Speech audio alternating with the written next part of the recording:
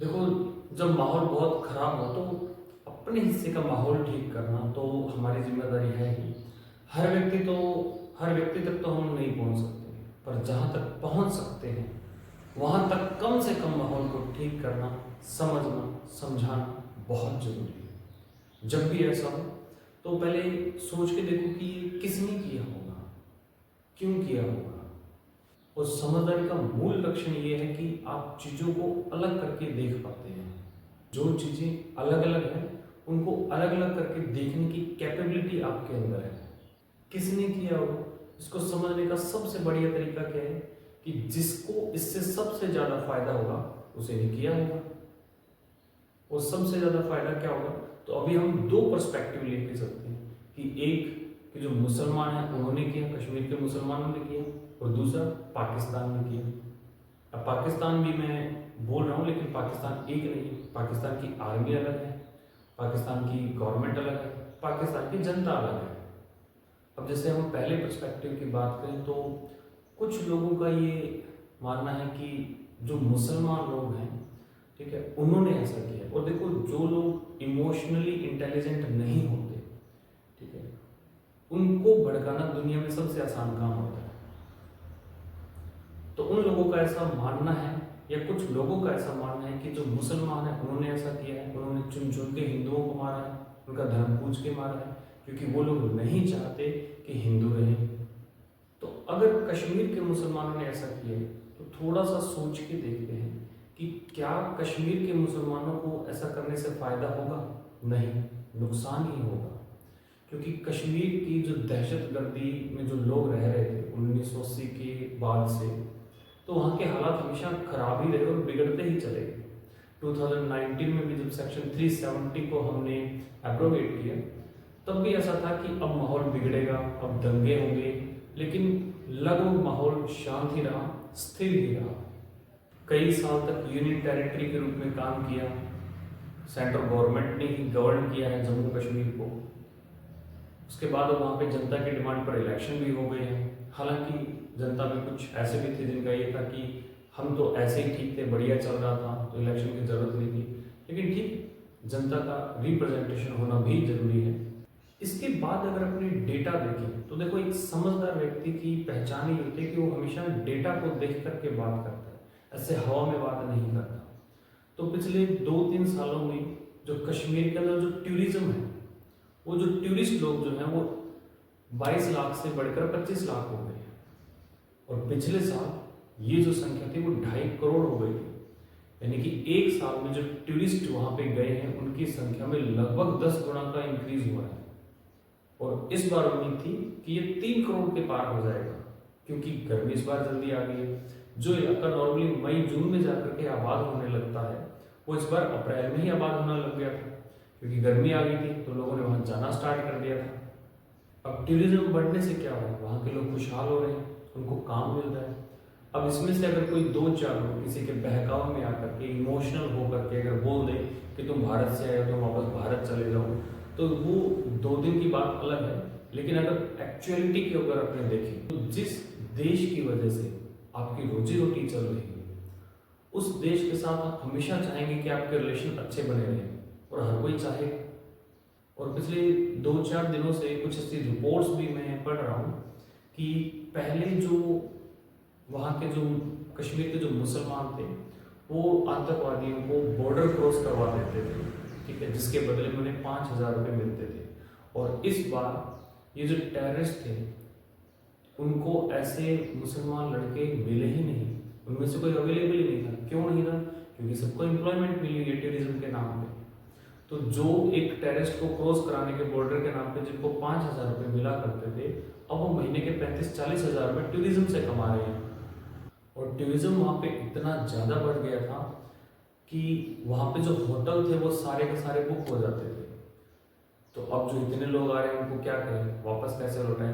तो लोगों ने वहाँ पे अपने घरों में एक रूम टूरिस्ट लोगों को देने के लिए निकाल दिया था। और बहुत सारे टूरिस्ट भी उन रूम में रुकना पसंद करते थे, क्योंकि घर के माहौल में रह रहे हैं, गाँव में रह रहे हैं। तो टूरिस्ट भी इस चीज़ को पसंद कर रहे थे। कश्मीर डेवलप हो रहा था, लोग वहाँ के डेवलप हो रहे थे, लोगों की इनकम बढ़ रही थी। लोग खुशहाल हो रहे थे। तो जिस चीज से पूरे राज्य की इकोनॉमी चल रही हो, तो वो अपने ही पेट पे लात क्यों मारेंगे? तो कश्मीरी मुसलमानों को दिक्कत है नहीं। हाँ, यह हो सकता है कि कुछ लोकल लोगों ने सपोर्ट किया हो, क्योंकि लोकल सपोर्ट के बिना इतना बड़ा हमला नहीं हो सकता। और इस हमले के बाद क्या हुआ? जो पहलगाम पहले मिनी स्विट्जरलैंड लगता था, वो पहलगाम अब एक घोस्ट सिटी जैसा लग रहा है। पूरे शहर में कोई नजर नहीं आ रहा। और दूसरी चीज, जो टेररिस्ट वो जो आए जिन्होंने हमला किया, तो इतना रैंडमली हमला नहीं हो सकता, वो पूरी प्लानिंग के साथ आए थे। एक आम इंसान ऐसा कर ही नहीं सकता। वो पूरी प्लानिंग के साथ थे। उनकी कैब के ऊपर कैमरे लगे हुए हैं, लाइव रिकॉर्डिंग चल रही है, ऑन द स्पॉट उनको वीडियो को एडिट किया जा रहा है और अपने अकाउंट को वो लोग भेज रहे हैं। नाम पूछ रहे हैं, धर्म पूछ रहे हैं, धर्म पूछ करके गोली मार रहे हैं। तो इतना कोल्ड ब्लड मर्डर कोई कर ही नहीं सकता। इतना कोल्ड ब्लडेड मर्डर वही कर सकता है जिसके पास पूरी ट्रेनिंग हो, जो इतनी भारी भारी बंदूकें उठा सकते हो। अब उनको ये ट्रेनिंग कहाँ से मिली? तो सीधी सी बात है, पाकिस्तान से मिली। तो अब ये मान के चलते हैं कि पाकिस्तान को क्या दिक्कत है? पाकिस्तान की जनता को मेरे ख्याल से कोई दिक्कत नहीं है। अब जनता में कुछ मूर्ख लोग सभी देश में होते हैं, हमारे देश में भी है, उनके देश में भी होंगे, जो बिना बात के बिलकुलाते होंगे कि भारत को बर्बाद कर दो। यहाँ भी कुछ होंगे जो कहते हैं कि पाकिस्तान को बर्बाद कर दो, हमला कर दो। तो अब बात आती है कि पाकिस्तान की आर्मी ऐसा क्यों करेगी? तो है कुछ रीजन। एक्चुअल में रीजन क्या है कि पाकिस्तान की जो इस टाइम पे जो जनता है वो बहुत ज़्यादा नाराज है। उनमें आपस में बहुत डिस्प्यूट चल रहे हैं। जैसे 1971 में हुआ था, ईस्ट और वेस्ट पाकिस्तान के बीच में जो इश्यूज थे, जिसकी वजह से बाद में बांग्लादेश सेपरेट कंट्री बन गया था। कुछ ऐसा ही सिनेरियो अभी बलूचिस्तान के अंदर भी चल रहा है। बलूचिस्तान के जो लोग हैं उनकी बहुत लंबे टाइम से डिमांड है कि उनको पाकिस्तान से अलग होना है। तो ध्यान रखना, पाकिस्तान पेट से है। कभी भी ये समाचार आ सकता है कि बधाई हो, बलूचिस्तान पैदा हुआ है। और यही कहानी सिंध की भी चल रही है। सिंध को भी पाकिस्तान के साथ नहीं रहना है। तो जब आपके देश की जनता इस तरीके से डिस्टर्ब हो, क्योंकि वहां पे महंगाई इतनी ज्यादा हो गई है, गवर्नमेंट स्टेबल नहीं है, मिलिट्री कभी भी मिलिट्री कूप कर देती है, तो जब कंडीशन इतनी ज़्यादा खराब हो और जनता जब आपकी स्टेबल ना हो, तो ऐसी कंडीशन में फिर क्या होता है? अक्सर जो सरकार चलाने वाले या मिलिट्री चलाने वाले जो लोग होते हैं वो ऐसा चाहते हैं कि कुछ ऐसा किया जाए या कुछ ऐसा हो जाए जिसकी वजह से जो जनता का ध्यान है वो किसी और बात पर लग जाए। तो ये एक रीज़न जो है इसके पीछे है। और दूसरा एक रीज़न कहीं ना कहीं चाइना का भी हो सकता है। चाइना ने भी कहीं ना कहीं पाकिस्तान को इस वे में सपोर्ट किया होगा। चाइना ने क्यों सपोर्ट किया होगा? क्योंकि अमेरिका ने वहाँ पे जो टैरिफ है उसको 200% से भी ज़्यादा कर दिया। अब इससे होगा क्या? चाइना के अंदर जो कंपनीज हैं वो कंपनीज अगर अमेरिका में जाकर के अपने प्रोडक्ट सेल करती है तो उनको 200% से ज़्यादा का जो टैक्स है वो देना पड़ेगा। अब ऐसी सिचुएशन में क्या होता है, जो कंपनीज है वो किसी दूसरी कंट्री में जाना फिर प्रेफर करती है।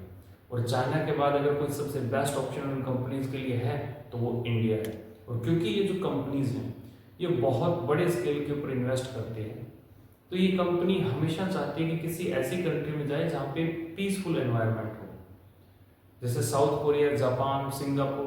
तो ये पीसफुल कंट्रीज है, इसी वजह से बहुत स्पीड से ग्रो भी हुई। तो चाइना को इस बात का डर है कि टैरिफ बढ़ा देने की वजह से ये जो कंपनीज हैं कहीं ये इंडिया की तरफ अट्रैक्ट ना हो।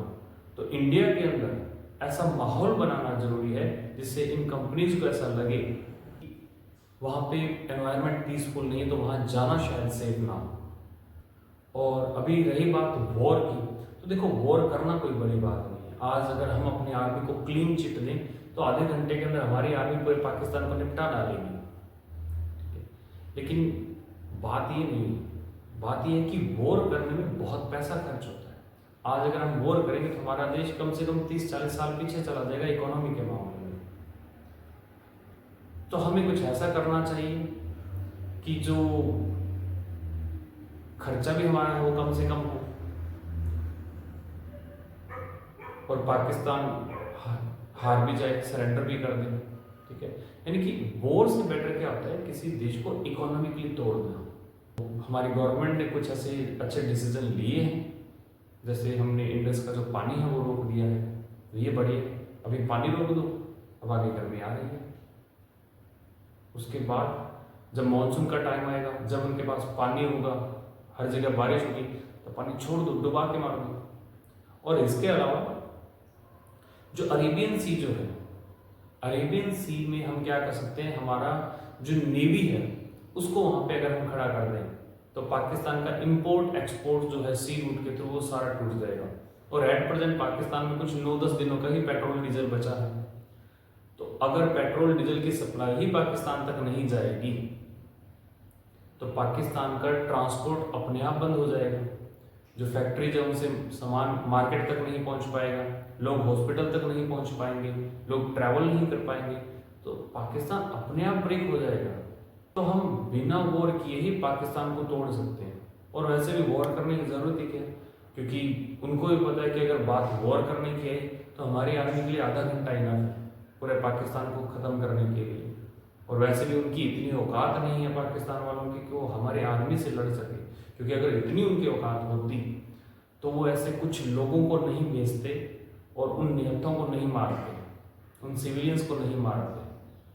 अगर इतनी उनकी औकात होती तो वो डायरेक्ट अटैक करते और हमारी आर्मी के सामने आमना सामना करते। तो आई होप आपको पूरा मैटर समझ में आया होगा कि क्या इश्यू है, क्यों पाकिस्तान ने ये अटैक करवाया है, चाइना का क्या रोल हो सकता है। इसमें एक और चीज़ भी है कि अमेरिका ने चाइना के ऊपर टैरिफ इतना क्यों इंक्रीज कर दिया। तो इसका जो रीज़न वो है कि डोनाल्ड ट्रंप जो है वो एक बहुत अच्छे बिजनेसमैन है, उनका रियल एस्टेट का बहुत बड़ा बिजनेस है। और 2008 के अंदर जब अमेरिका के अंदर रिसेशन आया था उस टाइम पे उनको अपने बिजनेस को ग्लोबल एक्सपेंड करना था। तो उनका ये इंटेंशन था कि वो चाइना के अंदर बहुत सारा इन्वेस्ट करने के लिए तैयार थे कि वहाँ पे हम बड़े बड़े बिल्डिंग्स, फ्लैट्स वगैरह बना करके बेचेंगे। लेकिन उस टाइम पे जो चाइना के प्रेसिडेंट और प्राइम मिनिस्टर थे उन्होंने किसी न किसी बहाने से उनके हर रिक्वेस्ट को रिजेक्ट कर दिया। तो ट्रंप ने 130 बार अप्लाई किया था और 130 बार चाइना की गवर्नमेंट ने उनको रिजेक्ट कर दिया। तो कहीं ना कहीं एक वो पुराना बदला लेने वाला कॉन्सेप्ट, शायद इसी वजह से ट्रंप जो है वो ऐसा कर रहे हैं कि चाइना का क्या करो, टैरिफ बढ़ा दो, उससे क्या होगा, जो चाइनीज कंपनीज हैं, जो चाइना के अंदर जितनी भी कंपनी है जो मैन्युफैक्चर कर रही है उसको वो अमेरिका में ला करके उनका बेचना मुश्किल हो जाएगा। अब जैसे हमारे देश में जैसे टाटा जैसी कंपनियां हैं, महिंद्रा जैसी कंपनियां हैं, huge respect for both of companies. जैसे टाटा महिंद्रा जैसी कंपनी है वो ईवी के अंदर बहुत अच्छा काम कर रही है, इलेक्ट्रिक व्हीकल बना रही है। अब ऐसी सिचुएशन में अगर अमेरिका की एलन मस्क की अगर टेस्ला इंडिया में आती है तो ये कंपनीज आगे शायद ज़्यादा बेटर ग्रो नहीं कर पाएगी, इसका नुकसान टाटा और महिंद्रा दोनों को होगा। तो हमने क्या कर दिया, टेस्ला के ऊपर 100% टैरिफ लगा दिया कि अगर टेस्ला को इंडिया में आकर के अपना गाड़ियों को बेचना है तो 100% टैक्स देना पड़ेगा। इससे क्या हो जाएगा, टेस्ला बहुत महंगी हो जाएगी, कोई खरीदेगा नहीं इंडिया के अंदर। दूसरा ऑप्शन हमने क्या रख दिया कि अगर आपको सस्ता बेचना है तो टेस्ला वाले क्या करें, इंडिया के अंदर फैक्ट्री लगाएं, यहाँ बनाएं और बेचें, फिर आपको 30% जो है वो टैरिफ देना पड़ेगा। तो अगर वो यहाँ फैक्ट्री लगाते हैं तो इससे हमारी कंट्री को फायदा, यहाँ के लोगों को फायदा, उनको रोजगार मिलेगा, हमारी जीडीपी इंक्रीज होगी। तो आपने देखो हमेशा ध्यान ये रखना होता है कि जब भी कोई ऐसा मैटर होता है तो ऐसे बस मीडिया क्या कह रही है, सोशल मीडिया क्या कह रही है, तो किसी की बातों में आकर के ऐसे इमोशनल फूल नहीं बनना होता कि हम ये कर दे, हमारी कंट्री ये कर दे, हमारी सरकार ये कर दे, सरकार कुछ कर क्यों नहीं रही है, हम अटैक क्यों नहीं कर रहे। तो अटैक करना बड़ी बात नहीं, बड़ी बात है किसी कंट्री को इकोनॉमिकली तोड़ना। ये चाणक्य का देश है, थोड़ा सा उनके हिसाब से सोच के देखो।